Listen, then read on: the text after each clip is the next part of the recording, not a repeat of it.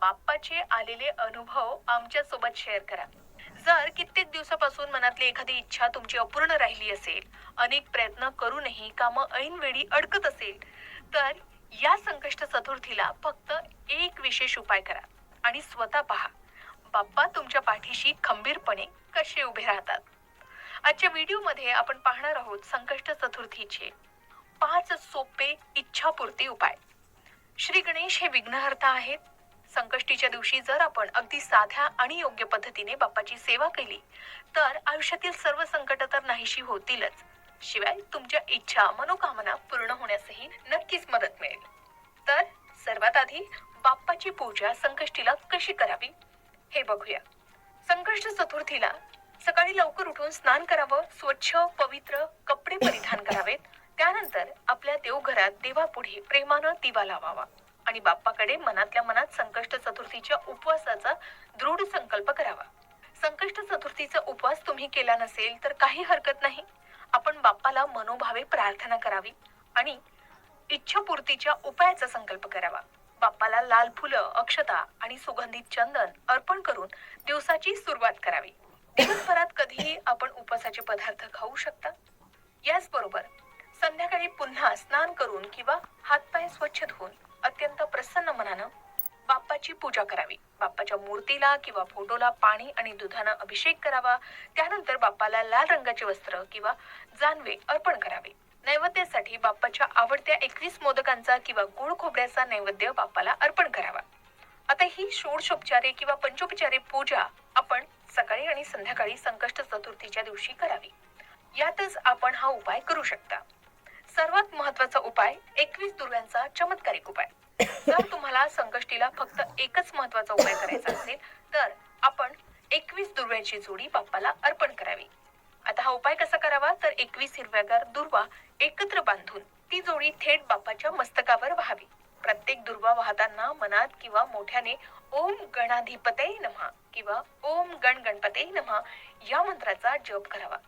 आता या उपायाचं फळ काय तर शास्त्रानुसार संकष्टीला अशा प्रकारे बाप्पाला दुर्वा अर्पण केल्यानं आपली रखडलेली कामं वेगानं मार्गी लागतात असं सांगितलं जातं. शिवाय हा उपाय केल्यानं तुम्हाला मनशांती तर नक्कीच मिळेल. जर तुम्हाला असे अनुभव आले तर ते शेअर करायला विसरू नका. शिवाय आपण दुसरा उपाय करू शकता, तो म्हणजे 21 गुळ खोबऱ्याचा किंवा तिळाच्या लाडूचा नैवेद्य आपण बाप्पाला अर्पण करावा. हा उपाय कसा करावा तर बाप्पाला लाल जास्वंदीच्या फुलासोबत 21 मोदक किंवा गुळ खोबऱ्याचे लहान तुकडे, तिळाचे लाडू अर्पण करावे. नैवेद्य दाखवल्यावर घरातील सर्व सदस्यांना हा प्रसाद वाटून स्वतः ग्रहण करावा. या उपायाने घरात सुख समृद्धी वाढते आणि आर्थिक अडचणी दूर होतात असंही सांगितलं जातं. आता ज्यांना पैशाची अडचण आहे त्यांनी हा उपाय आवर्जून करा आणि तुम्हाला आलेले अनुभव शेअर करा. तिसरा महत्वाचा उपाय आहे तो म्हणजे गणेश मंत्राचा 108 वेळा मंत्र जप. होय, संध्याकाळच्या पूजेच्या वेळी चंद्रोदयापूर्वी आपण लाल किंवा पिवळ्या वस्त्रावर बसून रुद्राक्ष किंवा तुळशीच्या माळेवर आपण पुढील मंत्राचा जप करू शकता. मंत्र साधा आणि सोपा आहे. ओम गण गणपते नमः. हा मंत्र नकारात्मक ऊर्जा नष्ट करते, बुद्धीचा विकास वाढवतो आणि मनातील इच्छा पूर्ण होण्यास नक्कीच मदत करतो असं सांगितलं जातं. हा उपाय सुद्धा तुम्ही करून पहा आणि आपले अनुभव शेअर करायला विसरू नका. चौथा महत्वाचा उपाय आपण करू शकता तो म्हणजे चंद्रदेवाला विशेष अर्घ्य अर्पण करावं. संकष्ट चतुर्थीच्या दिवशी चंद्राकडे पाहत अर्घ्य जमिनीवर किंवा पात्रात सोडावं आणि ओम सोमाय नमः किंवा बाप्पाचं स्मरण करावं. रात्री चंद्रोदयानंतर आपण हा उपाय करू शकता.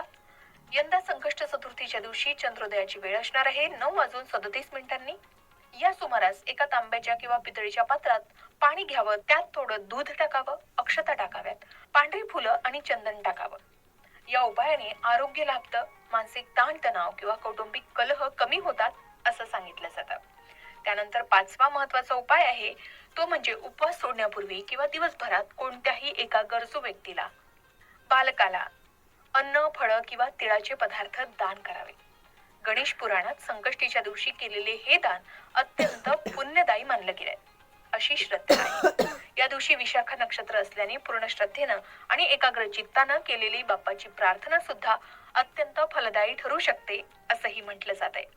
एक महत्वाची गोष्ट यावेळी लक्षात ठेवावी की या दिवशी विशाखा नक्षत्र असल्यामुळे तुमचे चित्त एकाग्र करून मनापासून केलेली कोणतीही प्रार्थना बाप्पापर्यंत थेट पोहोचण्यास मदत मिळणार आहे आणि हे अतिशय प्रभावी सुद्धा ठरणार आहे. त्यामुळे पूजे दरम्यान मन शांत ठेवा आणि श्रद्धेनं आपण हे उपाय करा.